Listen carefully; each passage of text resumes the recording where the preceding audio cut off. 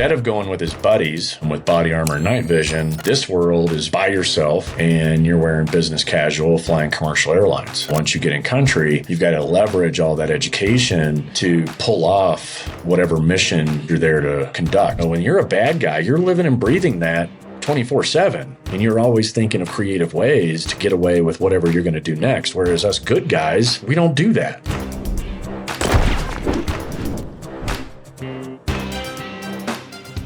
Clint, welcome to the Point of Impact. Really glad to have you here. Hey, Aaron, thanks for having me. It's awesome to be here.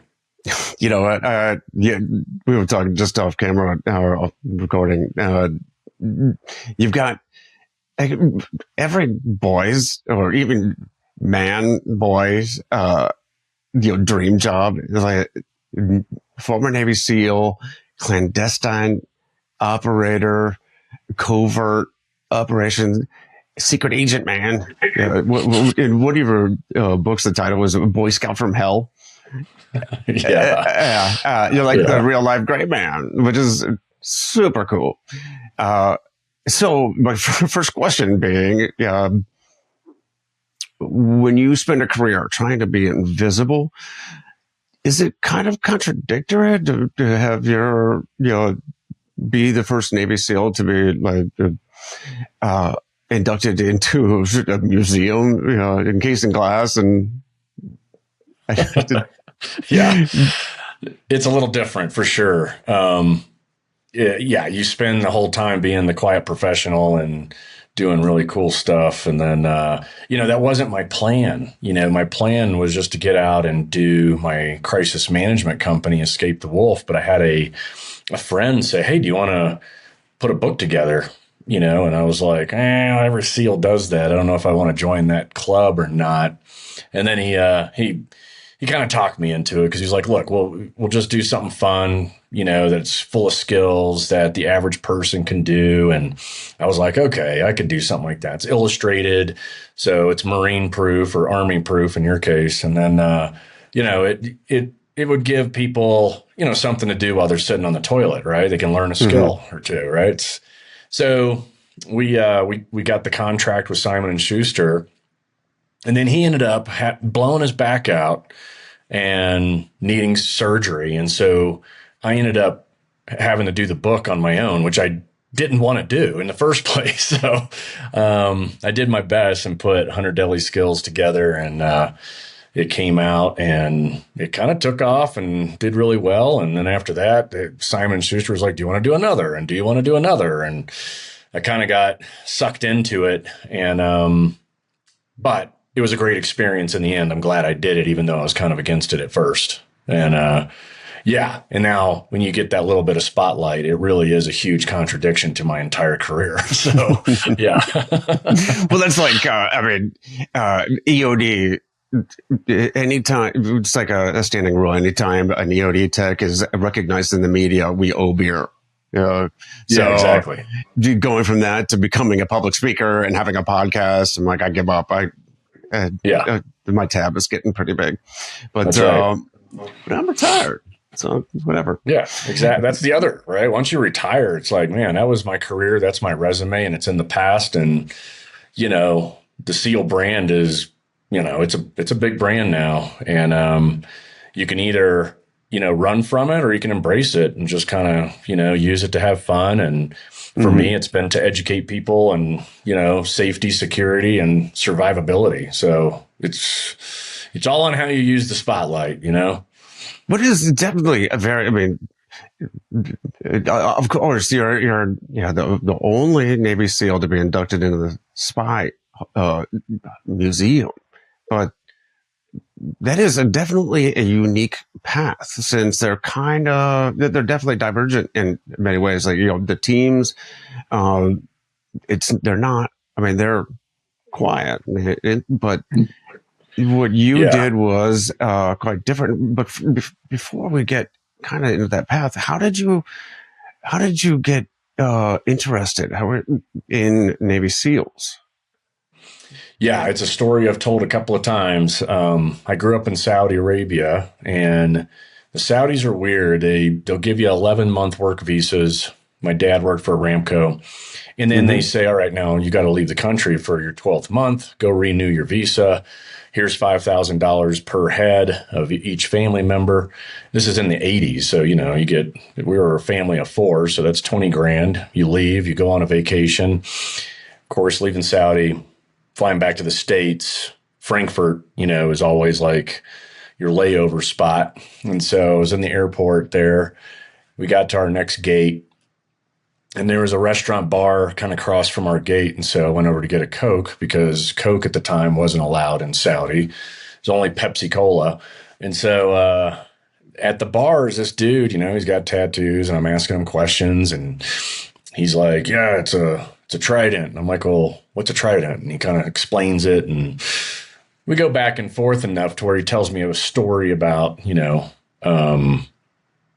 taking out anti-aircraft guns in Libya so that the B-111s could come in and drop bombs accurately. And I was like, well, what does that mean? And he's like, well, me and my buddies, we sneak in, we kill the guys on site, and then we put explosives on the gun and blow it up and run away into the darkness. And I'm like, all right, that's what I want to do when I grow up. And so, yeah, and I was probably, 10 years old. So there wasn't anything back then, right? That's the 80s. So there may have been maybe one book, and it was like a picture book, if I remember right, that just had cool pictures of dudes coming out of the water and Dragers and Zodiacs and, yeah, it was like a blue cover and it said Navy SEALs on it. But I think that was out, but by then. That was one of the coolest recruiting commercials ever, when it was like a nighttime, and I think there was like lightning, so you just see a flash of water, and then it was empty. Next, there's a flash. There's a little head bopping up.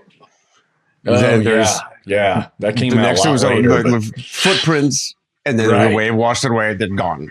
That was it. Right. Awesome. Yeah, that came out. Hell, I was still in the Navy when that came out, I think. But yeah, that was a super cool way to get some people to stand in line for buds, So.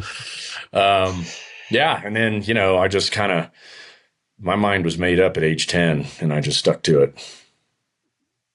Okay. So, airport bar, this guy had a trident tattoo. He's telling you the story about, was it Libya, you said? Yeah. In the 80s. So, yeah. Was that Bush? Yeah. Bush 1.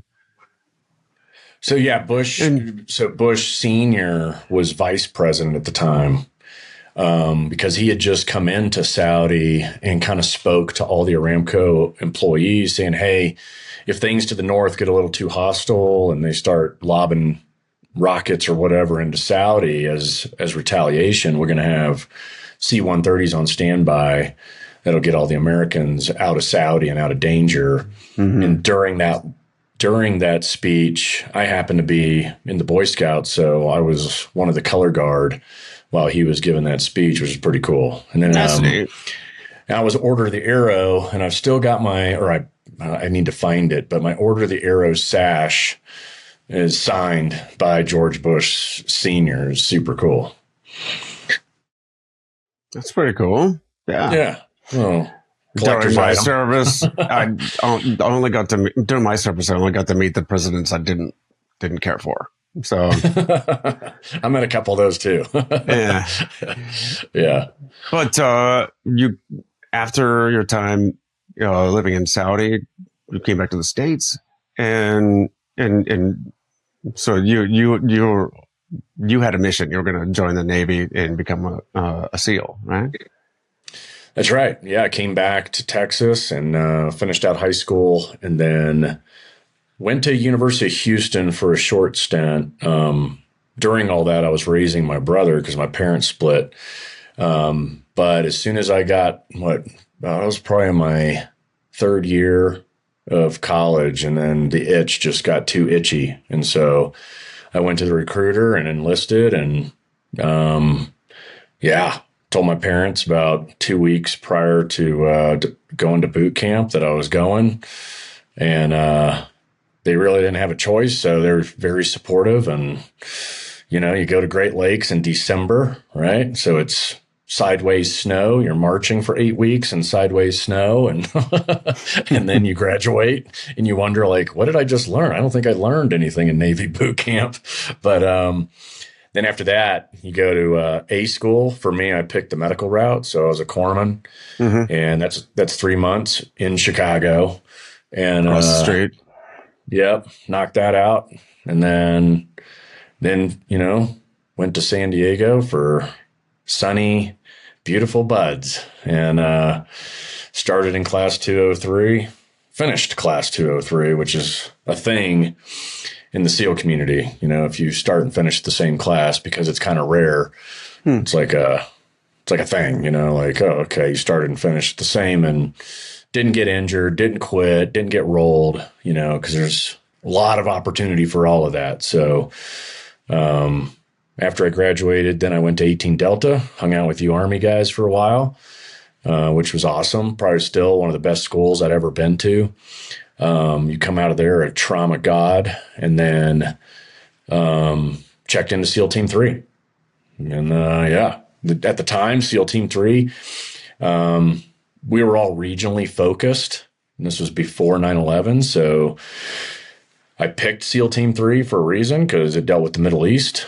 When I grew up there, I really didn't like the culture. So I kind of wanted to come back and make a difference in SEAL fashion, which was a lot of fun. So went to Team 3, concentrate on desert warfare and Middle Eastern culture and all that stuff, and did some deployments. And then, as you know, 9/11 kicked off, and then all the teams became deployable in a different way. So West Coast was deploying Iraq, East Coast was deploying Afghanistan. Each team would basically deploy as a whole. And then once you got in country, they'd shift all the platoons all over the country. And then the next team would come in, and made more sense, because if SEAL Team 3, if we stayed regionally focused, we would have been burnt out in the first year, and there was no replacement. So at the time, Admiral McCraven switched everything so that each SEAL team rotated as a whole, and that way everybody got equal experience. And then he standardized everything with the SEAL qualification training, and then making each team rotational. So anyway, that's about it, buddy. Got in the SEAL teams, and that's when all the fun began. So, what I do remember, because I've heard that story about the bartender. When did you find out? Because didn't you do some research about, you start asking around about who this guy was? Yeah. So knowing that SEAL Team 3 was regionally focused, I thought for sure I'd get to SEAL Team 3 and be able to ask some of the old guys, because we had Vietnam era dudes still there. We had a senior chief, Mike Martin. He was still there. So I was able to ask guys like him, like, hey, so was it SEAL Team 3 that took out the anti-aircraft guns in the 80s when we bombed Libya? And he was like, what are you talking about, man? No, we didn't do that. And then eventually I ended up going to SEAL Team 6. And so when I got there, I was like, well, it had to have been SEAL Team 6, right? I mean, it's kind of a high-end operation. And of course, they were like, dude, I don't even think SEAL Team 6 was even commissioned yet. Like when that happened, Delta Force was commissioned, early 80, 79, 80 or something like that. And, SEAL Team 6 was 3 or 4 years after Delta, so anyway, turns out that whoever that guy was at the bar was either a complete fraud, or he was a SEAL that just made up, a story that he was involved in. Like, that wouldn't be the first time. Oh my gosh, that's so funny too. Because nowadays, because I know Special Forces, just like EOD, it's a small world. Yeah. You're only 1 degree apart, or 2 degrees away from everybody else. I mean, nowadays, I'm in like 14 EOD Facebook groups. There's like 4,000 people, techs and family members, just in the EOD chefs group. Wow. Yeah. So every once in a while, you get a picture and a story, and say, anybody know this guy? Did everybody Right. bump? Oh yeah, he was at the company with me back in whenever. So yeah, it's a small world. So anybody Right. know this bartender? But how about this transition? Like you went, how did you go from Team 3 to Dev Group or SEAL Team 6? Because Yeah. that's more like an invitation. I mean, I don't know the process there, but how did you get selected for that? Well, I went a very unconventional path. So, um, after getting some combat deployments under my belt, Warcom, which is, the head of all of the SEAL teams, at the time was a guy named Admiral Callan. And they were screening to stand up a whole new special activities component to the SEAL teams, right? So at the time, when you take the find, fix, finish model, which, you find a bad guy, get a fix on them, and then Mm-hmm. finish them. Finish is either kill or capture. For SEALs, it's usually kill because we don't speak languages. You know what I mean? We're not there to talk. So we were good at the finish. We didn't really have a strong find or fix capability like the Army, right? And so internally, we wanted to get that figured out. And so I screened for the program, got picked up. And so I was working directly for the Admiral along with about 5 or 6 other guys. A couple of them were contractors that were former CIA, DEA kind of folks. And then me and another E6, and then a senior chief, a master chief, right? And then we were like, okay, where do we start? And the Admiral's like, I don't know. That's why I've got you guys. Go figure it out. So we went and got in bed with all the interagencies, all of the JSOC components, Mm-hmm. and we really just started with assessing everyone. Like, okay, well, what do you guys do to do find, and fix, and how do we define that, and what is that really? And so, within a couple of years, we were standing up the training pipelines, which consisted of an AFO course and an ASO course, getting guys qualified, basically transitioning them from more of an operator mindset to an operative, right? Mm-hmm. And these pipelines were pretty sexy and obviously really desired. All the guys wanted to go through them. But it didn't necessarily mean that they were going to get to do that kind of work. It was just to sensitize all of the community to this other world. And we knew we needed to start that early. So whether we had a mission or not, we knew we needed to get guys the training so they could then establish the mindset. Mm-hmm. And we had a lot of officers going through, which was great because then they knew like that if those are our future leaders, they need to kind of be aware of the path this was going. So anyway, we established all of it. And then because I'd had so much experience in just everything from the writing policy to getting it approved by SOCOM. And then while we were standing up the training, we were also doing deployments to embassies. And we get to the embassy and go, okay, well, how can we fit in here? How can we get a foothold in an embassy? Because we want chief of station to give us the mission. So got to get in good with them, right? So Mm-hmm. it was a lot. And we were going all balls out for, the first 2 or 3 years straight and establishing everything from training to policy to the mission. Once we got it sorted, then throwing our own deployments in there. So one of my very first kind of moments realizing, oh, this is actually really sexy, cool stuff was, I got sent over to Djibouti. Djibouti had a consulate, didn't have a full blown Mm-hmm. embassy. And I was on Camp Lemonnier, and there was a couple of case officers working out there. They were like, "Hey, yeah, just hang out with them and figure it out." I'm like, "Figure what out? Figure out. Just figure things out." I'm like, "Okay." So hanging out with these guys, and it was random. It was like one minute we're going and doing the meetings, right, like Tradecraft style, going to a meeting. And one of the guys we went to meet with was one of the ringleaders. He's very old now, but he was one of the guys in Black Hawk Down, the Somali warlords. And I'm like, this Mm-hmm. guy's on CIA payroll. Are you kidding me? So that was like the first, and you're carrying a bag of cash and handing it off. And then they were like, hey, we need you to vet somebody for us. And we're, what do you mean? And we're like, well, we're going to have him meet us at a hotel, and the hotel has metal detectors. So it's safe, right? Everybody's got to go through the metal detector, and we're going to meet this guy in the lobby and just have coffee. And we're going to make sure his briefcase gets pulled. And when it gets pulled, we want you in a back room, and you're going to have to get it open. And we want you to do like a real quick SSE of it, like a sensitive site exploitation of this briefcase. And I was like, oh, all right. And I'd had through all the training, CMOE is you get a very basic understanding of CMOE, which is clandestine methods of entry. So it's just learning locks and how to bypass and manipulate them. And so this had a 3 roller dial combination lock, easily bypassed with a Wiser shim. As soon as I got the briefcase, I shimmed it, opened it up, took pictures of everything, put it back together. And that way, when the guy left, he got his briefcase, right? And so it was that first little run where I started realizing, like, all right, so there's a lot of, obviously information collection is the goal when you're trying to find a bad guy.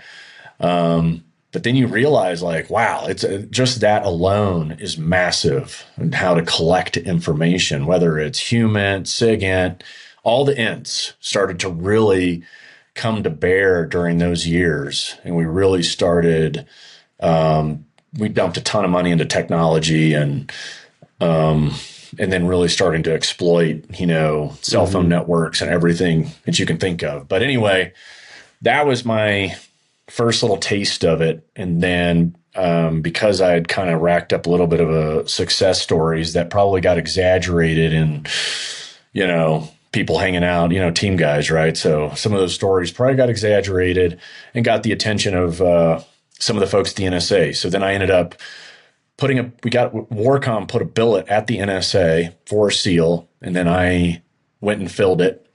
And that one was working at one of their offsites, helping out with training pipelines, and then also deploying. And then while I was there, when you're like an enlisted operational SEAL in the DC world, you get pulled into all kinds of weird stuff. And so the one thing I got pulled into was, this is still, we haven't found bin Laden, right? Mm-hmm. And so we, one of the things I got pulled into with ONI, which is naval intelligence, they give me this 3-ring binder, and they're like, yeah, bin Laden owns 27 vessels. And I'm like, what? They're like, yeah, he's got 27 boats. And they're all in the Persian Gulf, the Horn of Africa, cruising around. Most of them are dhows. Some of them are bigger.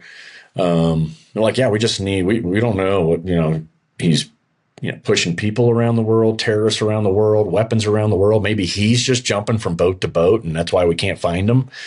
And they're like, we just need these things tagged. And so I got it really big into hostile force, tag, track, locate technologies, being able to basically get into a vessel, do parasitic power, and put a tracking device inside of some of his vessels.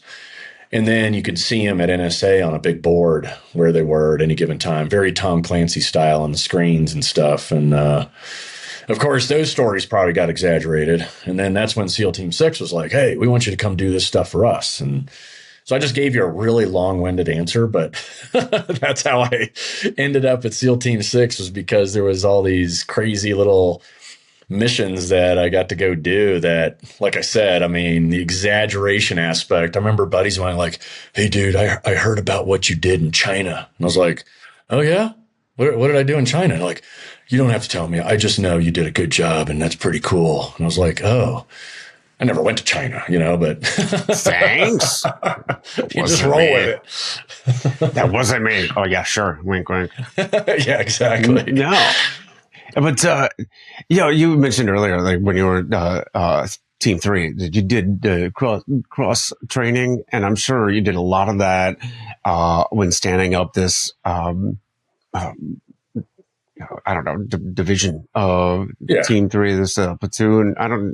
It was his own. Yeah, the best way to describe it, the special activities world. Yeah, for naval special warfare. Yeah.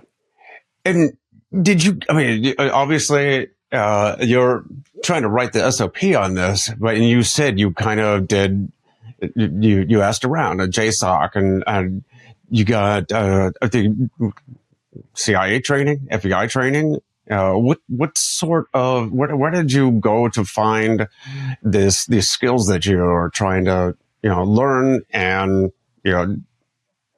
factor into the SOP that you're Yeah, rebuilding? good question. It was a lot of door pounding because, as you know, everybody likes back then, everyone was in their own little Mm. silo. They didn't want to share. So it really, I had to exhaust every bit of personality I had to just get people to like me and build rapport. And then eventually they'll be like, okay, yeah, we'll work with you and kind of help you. And so, I knew I Just like a needed, spy. yeah, a little bit. Yeah. And so I knew getting in good with JSOC would definitely help. Getting in with the interagencies would help. NSA was far more helpful than CIA was at the time, though once you kind of get in one or the other, then it makes it real easy for everyone else to start kind of talking to you. But, you just had to go in and very gently, you can't go demanding and do the chest pounding thing. That's not going to work. So it was very deliberate and with all the humbleness in the world, right? Like, hey, man, you guys are awesome. We just want to learn how you're collecting intelligence and what is the basic level entry way that we can get educated on doing that and maybe supporting you in the future. And using the right words, they'll be like, oh, okay, yeah, support us. Yeah, definitely. Okay. And so then I was sent down to Camp Perry, which is the farm where, FTC is, which is the CIA's case officer school. And they were very helpful. And then the Army had ASO, which was an information collection course, and it was broken into levels. And so we got into that. And by looking at everyone, we could then see gaps. And in the gaps is where we made our moves, right? You would think that certain agencies would be doing certain kinds of missions. And then once you kind of get in there and you realize, wait a minute, who does all of your sexy, taggings or CMOE, like clandestine method of entry and in placing audio, video, or tracking devices or this or that. And you kind of learn it's such a bureaucracy that they don't really get to do that much, right? The CIA may break in and implant something during those years, like maybe once a year. Then you go over to the FBI and they have their TOS guys, and their TOS guys are breaking in and putting in devices, 500 times a year. So then you learn really quickly, like, okay, we want to go hang out with the FBI guys because they're operationally far more, they're just better at that stuff.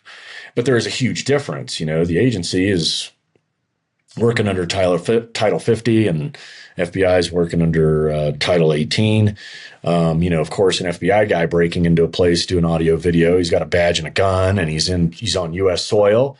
Whereas CIA, if they try to do it, it's in a totally different country. And if it goes sideways, it's going to be an international incident. So a lot of, it was a lot of just hanging out with all the different groups and finding out where the gaps were. And then we started to build our capability based on gaps. Mm-hmm.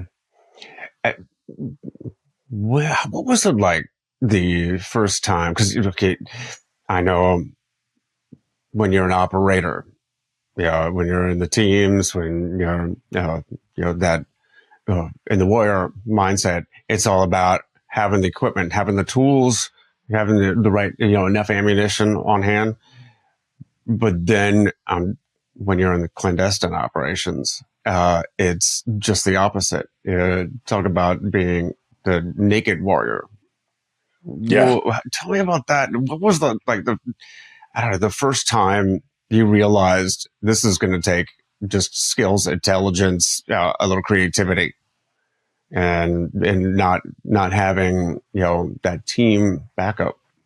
Yeah. No, great question. Yeah, the naked warrior concept has actually been part of our foundation. It started in World War II, the beaches of Normandy, when a frogman surface swam in with UDT shorts on, a Hmm. knife, It's like a knife and in his fins and teeth. shorts, right? That's right. And it's, literally you're carrying some form of explosives like a haversack, 22 pounds of explosives that you're going to swim in. You're going to put on an obstacle that's right at the shoreline. And then you're blowing up all the obstacles so that the Marines could land. And so that was where the naked warrior terminology originated. And then the modern version of that was some of the programs we were putting together where it's like, well, let's give a guy all the right education, make him a MacGyver of sorts, the jack of all trades, master of none.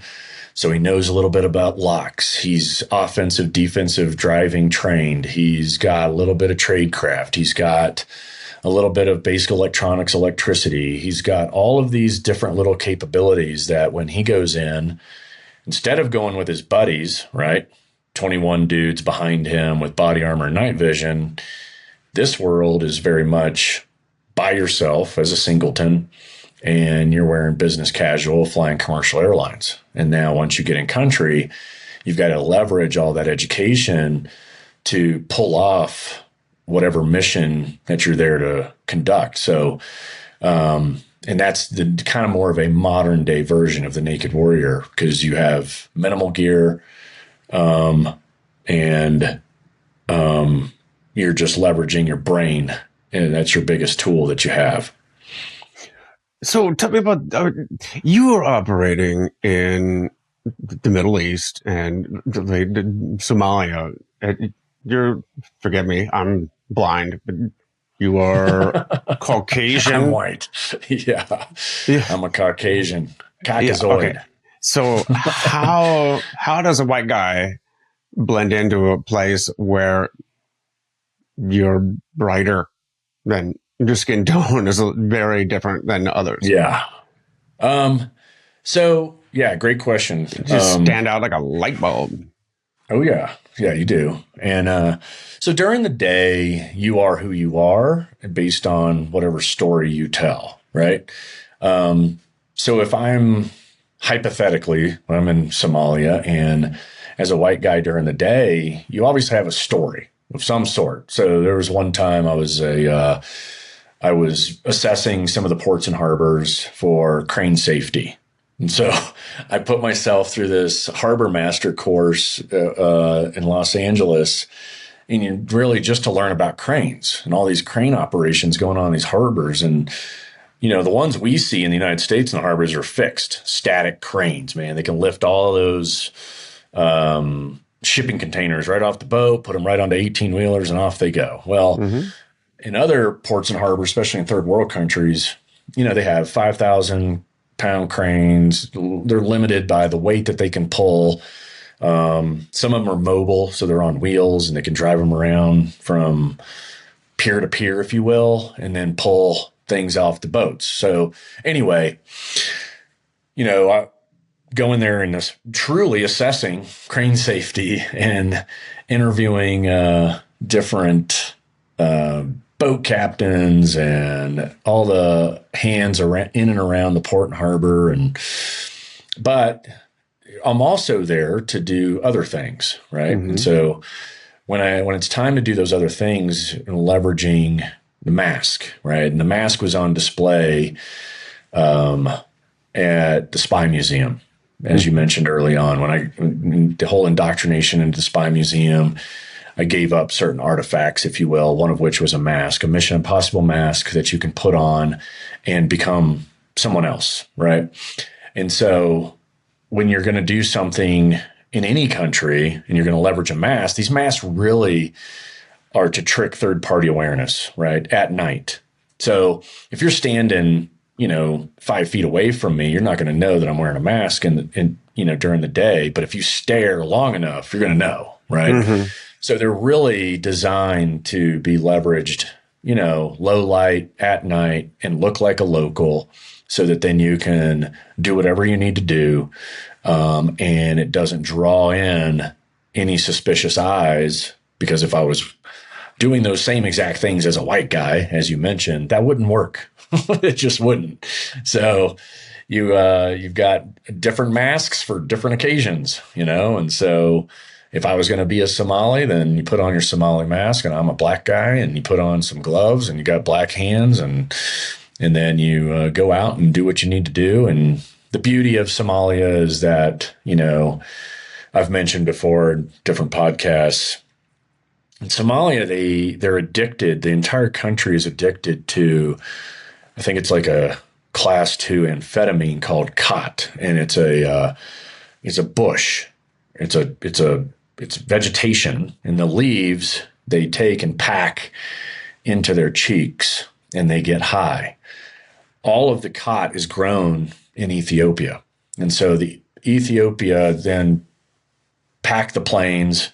The planes all fly into Somalia. They land, they get offloaded, and all the khat then gets distributed to khat stands, which are on every corner of every dirt road in Somalia.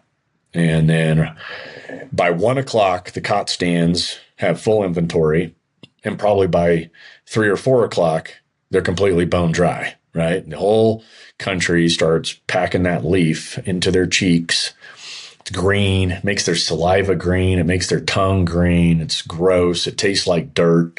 I tried it a couple of times. It did absolutely nothing to me. And then they get high, and then they're just roaming around all night like zombies, And so once again, as special operations got really good at taking advantage of culture. So you look at the culture and you go, okay, what are their vulnerabilities and that we could take advantage of, And so if you're in a game or in a war, and the goal is to win, well, then you're going to do whatever it takes to win. So for me, very quickly I realized operating at night, became really easy when everybody is high as a kite, and then if I am wearing any kind of disguise, they're not going to notice it at all. They don't even care in those moments. So very effective tool, really cool to use, but you also feel very vulnerable, behind the mask. It's a weird thing. It's hard to describe, but it takes a lot of training and time to be comfortable behind that mask. That's so. You mentioned the museum, spy museum. I was thinking about that. Like, what do you put? What can you share on these displays that you don't? Is this decommissioned? These decommissioned tools, so you're not sharing. OPSEC. I don't know what did you give them for display? So interestingly enough, the world of disguise was purposely unclassified so that if an operative is on the run and they need to ditch the mask or ditch it, they're not throwing away classified material. So it's sensitive, and it's like, a tool, but like everything, if you don't know the time and the place when that tool is going to be used, well, then it doesn't matter whether you know about it. It's like tactics, as long as the enemy doesn't know when I'm showing up or when a SEAL platoon or a squadron is showing up, it doesn't. They can know all of our tactics, but as long as they don't know what time and when, then they're not going to win. You know what I mean? And the same thing applies to the world of tradecraft. You can know, hey, these guys use a disguise. It's like, well, it doesn't matter because if you don't know when, then you don't know anything, And so they purposely, though, the interagency world purposely unclassified it a long time ago, long before my time, 7, 6, I don't even know when it's never been classified. That way, an operative in the field can throw it away, and they're not, throwing away a classified device. What about some of those like old school, spy craft type of thing? The Bill Donovan dirty tricks department. Do you ever get to employ any of that kind of stuff in your work? I mean, there's aspects of that, no matter for most of this type of work. the people who really took deception to the next level was Tony Mendez and Jana Mendez. They were a married couple at the CIA. The movie Syriana, was based on Tony Mendez. They both stood up the entire disguise world for the CIA. And when they got out, they've got, I don't know, a half a dozen or more books on disguise and stories of disguise and deception that I read early on. And that really kind of was like, man, that'd be kind of cool to do this stuff. And who would have thought that I'd end up on that path? But they were probably the bigger influencers for me more than anybody else, because they were, they knew how to they developed this disguise program. They developed the counterfeiting program, passports, money, they wrote the book on all that stuff. And to then show up and get to use some of their technology and skills was just like, man, this is actually, it was surreal, There's movies made about them. Technology today with AI, facial recognition, biometrics, is the tradecraft? Is it still possible? Do we have to get more technically advanced just to beat that kind of advancement? Yeah, no, you bring up a great point. I mean, it is very difficult, obviously. And you've got to really know the environment that you're about to step into. And that area knowledge is what's going to dictate what you can and cannot get away with. So because nanny cams and cameras have become so inexpensive, you have to assume everybody has them, right? And that's where disguise comes in handy. But unfortunately, where there's a camera, it could also be facial recognition. And so, you got to understand how that operates and what is that going to do if you're leveraging any kind of deception. And this is everything from, when you enter the country to the time you conduct an operation. You have to look at all of it now. And and obviously they've got teams of people that now are dedicated to analyzing all this stuff for you. And by the time it's, somebody like me going and doing something, they kind of give you your left and right flanks. You know what I mean? And as far as what's possible and what's not. And then you modify your tactics accordingly. Well, I know even as far back as World War II, there was some very simple methods for disguise, and just even changing your facial features, like shoving wads of paper in your cheeks and stuff like that, or changing your just taking like rust from a rusty pipe and smearing it over your face to change the hue of your skin. I kind of geek out on myself. So I've read these books, and it's just it's simple and smart, and it's the kind of like you were saying, like the naked warrior. Like you use what's skills you've got and creativity and what you've got around you. How does this translate into the real world, not the spy world? What kind of these skills? Let's talk about. I guess that's the segue into the book.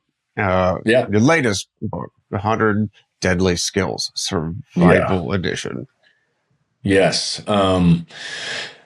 So I think it's important to note, like a lot of like what's called spycraft. You'd be surprised. A lot of it originated from criminals and magicians, and a combination of like Hollywood special effects. Like, people assume that like, oh, well, you're using a mask or you're using disguise. That doesn't necessarily mean it was built by the United States government. Like the Yeager brothers out in Hollywood, who their fame and fortune came from the Freddy Krueger movies, like Nightmare on Elm Street. Those guys, right? You can go to them and get a mask made. Like Hollywood has had this stuff figured out long before the intelligence community did.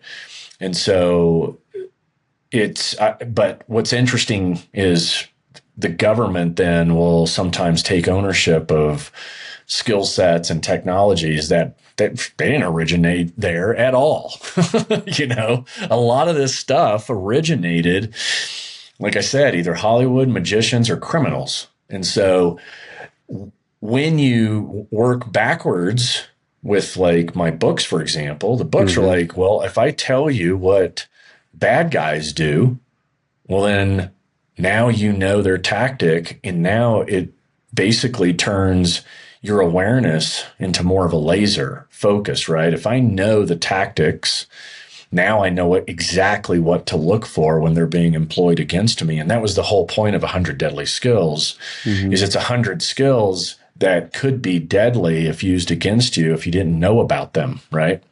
And so taking, even if it's deception and disguise, or, a perfect example of like disguise in the magician world, let's take somebody like David Copperfield, right? You see him on the stage, and then he walks into a shadow box, and then the shadow box collapses within 1 second of him entering it, right? And he's gone because he falls through a trap door. And in the same second, now he's walking down the aisle 300 feet behind you in a theater, with the spotlight on him. Well, the person on the stage was a guy wearing a David Copperfield mask. It wasn't David Copperfield, right?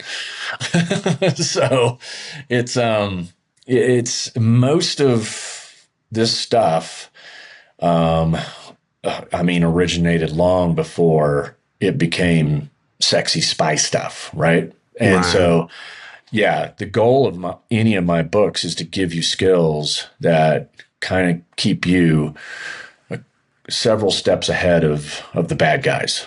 Yeah, it's so amazing what like you were talking about, like this like back when OSS, before CIA, the kind of things like you said, they're criminals. They hired forgers, literally they took out of prison to create forged, German or francs or that kind of thing to pass off, to wherever. But the forged documents, it was incredibly smart. No rules, just figure it out. But then that's also where they developed. That's when the silencer was developed, and napalm was tested out on, what was it, Harvard soccer field. But anyways, it was an interesting time. Exactly. Like probably the one handicap the United States government and even the military is, who do we recruit? We recruit like good, morally sound people. If you're going to screen for any government job or the military, okay, well, you can't have, a criminal background. You got to fulfill things more on the side of good than bad, right? So of course, when it's time, but you need the nefarious, right? You need the criminal mindset for some of this stuff. And, I used to joke about it, and most SEALs do, is like, if we weren't SEALs, we would be criminals, right? So we say it almost with a sense of pride, and because it does take a criminal mindset in order to outsmart and outwit bad guys. And because there are, when you're a bad guy, you're living and breathing that 24/7, and you're always thinking of creative ways to get away with whatever you're going to do next. Whereas us good guys, we don't do that. So, anyway, a lot of the cool trickery definitely came from bad guys, not good guys. Sure. Yeah. But this is the survival edition. It's not just things that will kill you or, methods you can kill others, but it's also how to survive. You're talking about being able to survive in different environments, different climates. And I'm curious, there was one was how to turn bamboo into a hammock. Yeah. Yeah. That's curious. Yeah. So you're right. A lot of those skills in Hunter and Survival Edition, very creative, very MacGyver. Once again, that's kind of the theme of Hmm. all the books. Kind of, do it yourself, right? But bamboo is fascinating because it can be used for so many things in jungle environments and jungle survival. And if you take a large enough gauged bamboo shoot, right, and these things can get 3, 4, inches diameter, big, right? And you take one that's, probably 2 to 3 feet taller than your height, Hmm. and then you cut it vertically from. And if you look at bamboo, it's sectional, right? It's tubes connected to tubes, right? And when it grows, it has sections and it has membranes that kind of create compartments. And so where you see that ring, that is actually a membrane in there, and it separates one compartment from the other. So you can sometimes just cut a little hole in there, and you've got filtered clean water inside those compartments, and Hmm. you can use a smaller gauge bamboo as a straw, stick it Hmm. in, and now you can hydrate. It's clean, it's filtered, and you're not going to get sick, right? Whereas if It's you're like drinking water nature's out of a universal tool. right. And then the hammock piece is you're taking, like I said, you take about a foot or two taller than your current height. You're basically going to leave one ring at the top, one ring at the bottom, and then you're going to cut vertically. You're going to split it down the center, the first half. If you were to take a piece of bamboo and split it long ways, and then you start cutting into it, it's fibrous. And then it allows you to spread it apart. And now you can literally take one end, tie it to a tree, take the other end, tie it to a tree. And then now it becomes a hammock, because once you start splitting it and those fibers spread apart, then you can use the other split half and then weave perpendicular pieces of bamboo into the vertical splits. It's very hard to describe, and that's why I illustrate everything. But once you do that, now you've got a nice comfy bed, because you never want to sleep on the floor of the jungle, right? You do not sleep on the floor of a jungle. You'll be eaten alive. That's like the Waldorf Astoria right there. Uh, It's not bad. yeah, I would. I don't want to sleep on the ground just about anywhere, but yeah, definitely not the jungle. But No. uh, some of it was just everyday items. Yeah. Turning an umbrella into a pipe. There was something about. I loved it. First off, I love that your book starts with a disclaimer, like the publisher accepts no responsibility for any death or damage or injury by utilizing any of the skills learned in this book, and should be under Yeah. strict supervision. But what are some? Tell me some of these. Maybe a couple of things, items that you should always have on you at all times. Maybe pack in Yeah. your bug out bag, or never have without you when you're traveling. Yeah. The the past decade or more, EDC has become really popular, right? Everyday carry.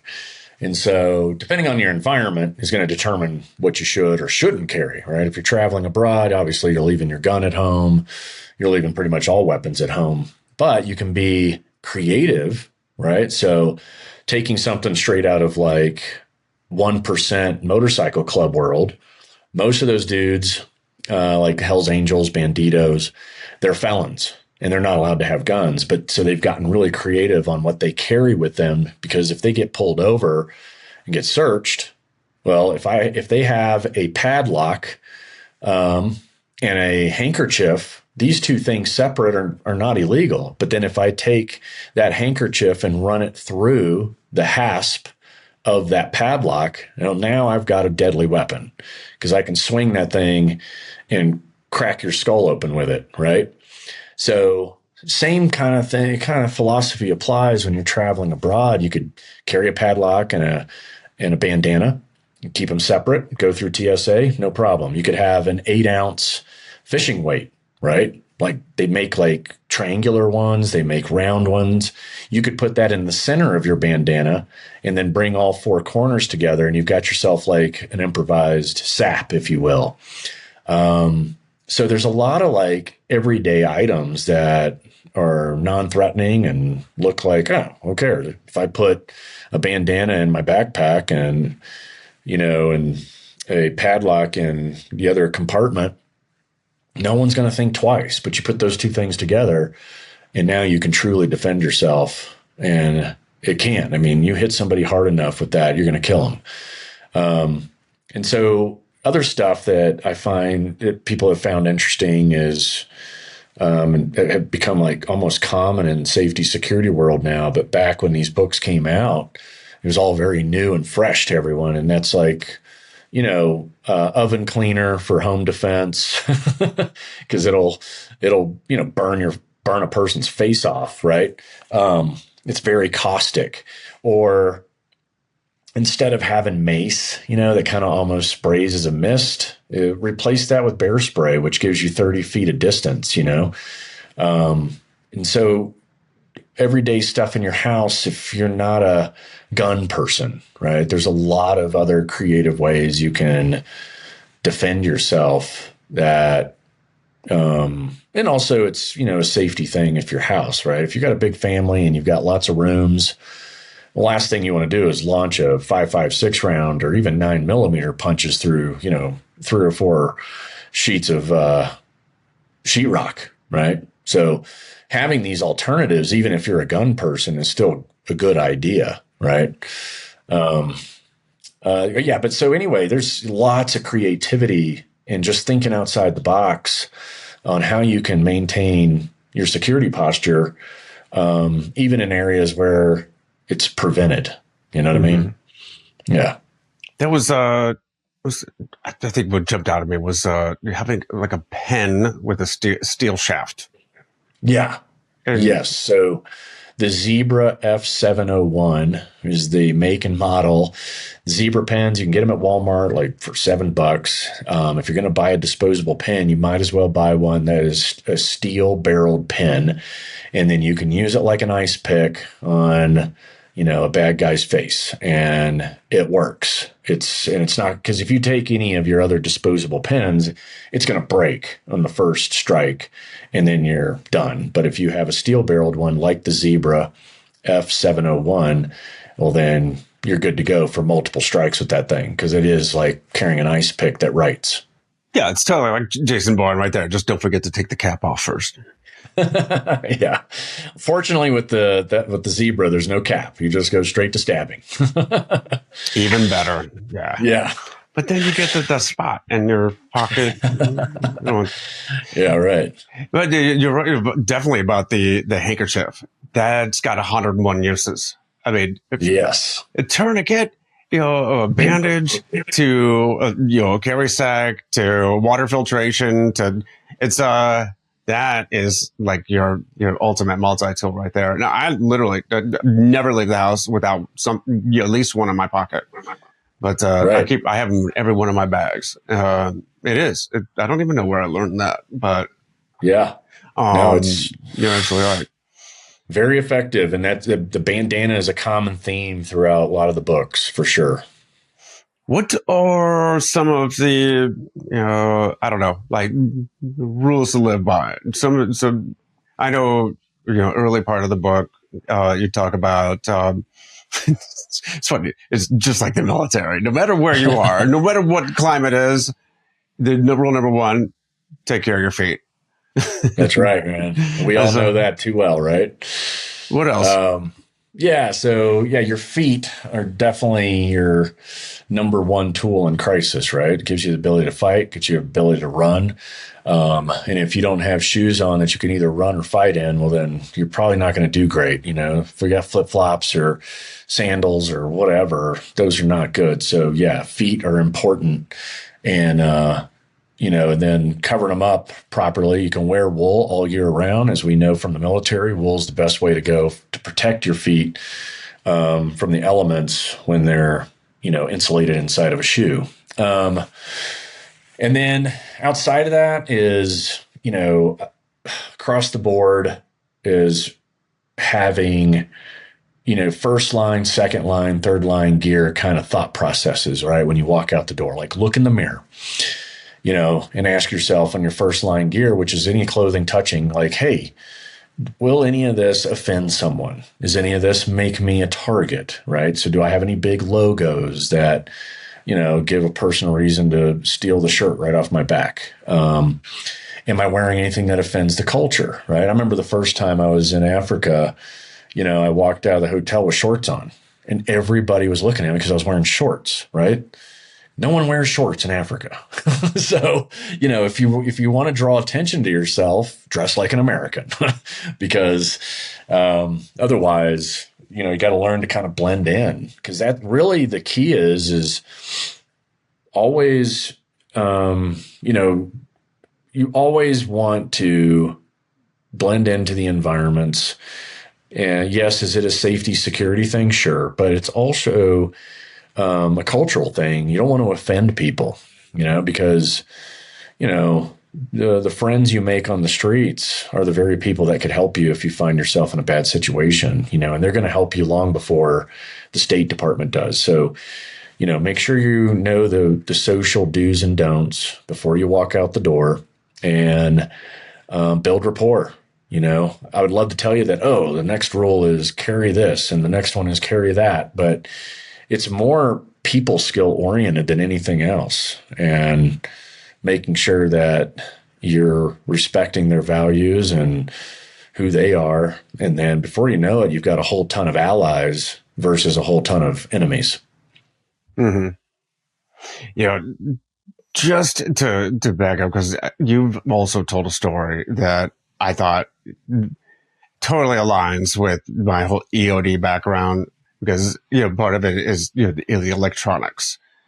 And you told, who was it? About using a flip phone to set off, like pop the hood on a car to set off the airbag. That was hilarious, because I know that's like, I was speaking your language there. I know it was. Yeah. Hacking the answering machine. Yeah. So the beauty of going overseas is you can go to a souk or a supermarché and still buy answering machines. Answering machines have a DTMF board in there. And as you know, has relays, usually 8 of them, maybe less, depending on the quality of the answering machine. But a relay is basically an on-off switch. You got, let's say 8 of those. So that's giving you like 16 commands you could give in this little board, right? And because it's an answer machine, it already has line in, line out, right? So line in would be, where you can take your audio video, an AV adapter, you're plugging it into the headset portion of a flip phone. The other portion is hooked up to this DTMF board, right? And then the out is where all your commands go through. So anything you tell the 8 relays, they're going to go through the out. And the out now is connected to fuses, let's say, in a vehicle. So now I can call that flip phone. Flip phones, unlike smartphones, which is baffling to me, flip phones are dumb, but you can do auto answer with flip phones. You can, you can still do tone stuff, and you can still do things with them that a smartphone won't let you do these days. You can't do auto answer anymore on a smartphone for some reason, or at least that in the menu, it must be buried because I haven't seen it. But anyway, now you can call that flip phone, make sure it's on silent, because it's all packaged nice and neat under the hood of a target vehicle, and call that phone and then press 1. 1 usually would be like rewind or play to listen to your voicemail. But what you've done is you've taken that first relay and you hooked it up through a fuse to, let's say, the fuel pump on a vehicle. So now You watch that target vehicle pull out of its compound, going down a dark alley, 2 o'clock in the morning. You call it, press one, and now it starts cluttering once it gets out onto the street, comes to a stop because the fuel pump was shut off. And then you can hit two. Two could be hooked to the fuses, to the airbags. And so those all go off at the same time. Or you can be more surgical and it's just a steering wheel airbag goes off and knocks them out. And then your four buddies go over to the vehicle and pull him out and make him disappear for the rest of his life. And so, yeah, that was back to that naked warrior concept where you can go with that kind of knowledge and in those types of MacGyver skill sets, because all of that, you're talking a flip phone, an answering machine. You gotta go get fuses and cut them so that you can now have control of the fuse, right? Because fuses are bridged. You got to basically cut that bridge so that now you can control the positive and negative on it, right? And so anyway, yeah, it's what, frankly, $50? It's $50 in my world. Bucks. Frankly, in my world, it's like, what can I turn into an IED? Because I need to know how to defeat it, right? Yeah. So answer machine, flip phone, which is basically turning into a remote trigger. So to perform some function, if not making something explode. Yeah. Making the car's alarm go off, or just to honk the horn, which would be hilarious. Of course, that's for me and our how can we turn this into an epic prank? Right. But something safe. But it could be, it's all, and ultimately it's professional, skills. But that's pretty cool. Yeah. Anyway, no, it's a lot of fun, and we creativity wise, we labeled that whole section of education modification of consumer products. So guys would learn how to take a nanny cam, go buy a nanny cam anywhere, and pull the camera out of it. It's got an RF signal, and then how can I leverage that little itty bitty camera that I pulled out of that teddy bear with the RF capability? Now use that and put it in a Kleenex box, and put it in the center of of a conversation somewhere, right? So that is Naked Warrior in its most modern day form. Yeah, well, that's great. I know we're getting long here, so I really I apologize for taking too much of your time. That's great. Tell you what, I love the book. Your other books also. You've got Rustic Living, where you're actually going beyond just basic survival to living independently, like homesteading, and it was that's the rugged life. And that one is all about self-reliance, because we all saw it at the during the pandemic. People moved out of cities, they bought cabins, they bought land, and they thought they were going to just live off the land, and they realized, wait a minute, I don't even know what I'm doing. So I put together the rugged life, which each chapter gives you those skills. And what was the other one? Another one was The Right Kind of Crazy. That's a great. The Right Kind of Crazy was Simon & Schuster talked me into doing a memoir, which I did not want to do. And then it's heavily redacted by the Pentagon, unfortunately. But that's a bummer. But it's still a fun read. Time to transition into the final segment, which is the countdown to impact. Is 3, 2, 1. 3 books, 2 quotes, and 1 person who have all made an impact in your life. Wow. Okay. So 3 books. I mean, I would definitely recommend my own. So that's, I'd be crazy not to. But 100 Deadly Skills book series, there's 3 of them. All of them give you different skills to survivability and get yourself out of a bad situation. The Rugged Life, like you mentioned, is giving you the skills to be self-sufficient, self-sustaining, whether it's, be your own protector, be your own hunter, be your own farmer, right? And really how to survive. What it boils down to is skills that every American knew Every American knew this stuff 100 years ago, right? All those skills. But technology has forced us to become really dumb. But the rugged life definitely gives you that. Quotes, of course, one I always say is keep it simple, because crisis will complicate the rest. I think that applies to a lot of stuff in life. You got to just keep it simple. It's really easy to overcomplicate things. And then the more complicated you make it, the harder it is to pull off, right? So just keep it simple and then let crisis complicate the rest. The other one, let's see, another good quote is, from the military, crawl, walk, run.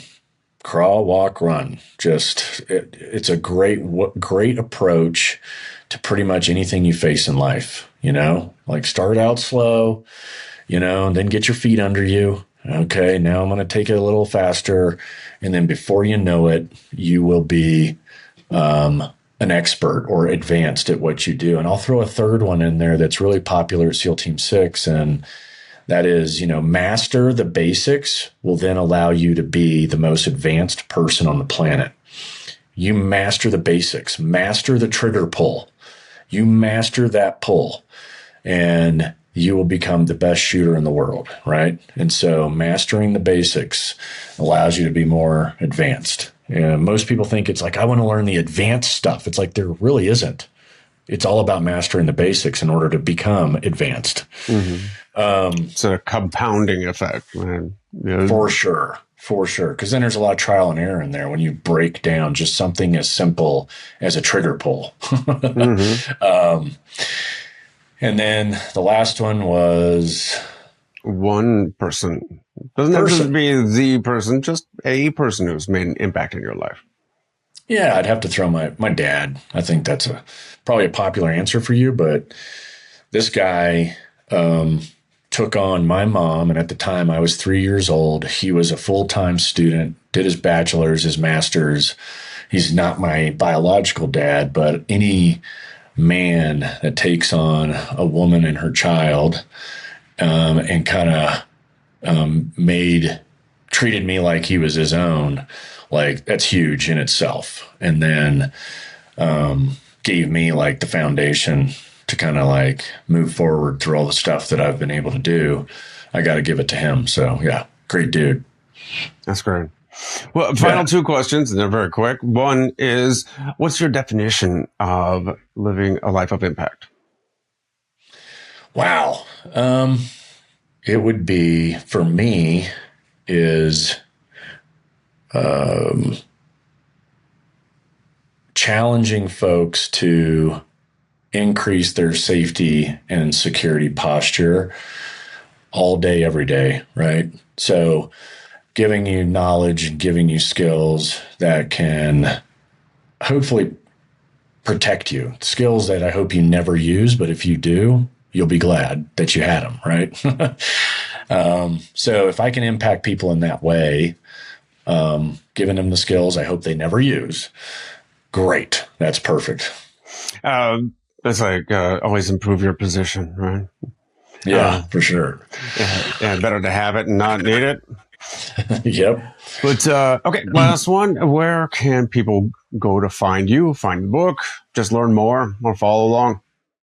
Yeah, everything's at clintemerson.com, and Instagram, 100 Deadly Skills is pretty much my main platform. I've got YouTube and all that, but you can find it all at clintemerson.com. You got it. And that'll be in the show notes along with the book links and all of it. Clint, I really appreciate this. It was a whole lot of fun. And it was really cool getting to talk to the real great man. Yeah. Well, hey, it's great hanging out with you too. And I'm amazed at what you're pulling off with, it's like you're fully capable dude, and nobody would know it if you didn't tell them the story, right? So my survival skill is DoorDash. That's awesome, man. All right. Thanks a lot, Clint. It was great talking. Good luck. All right. Take it easy.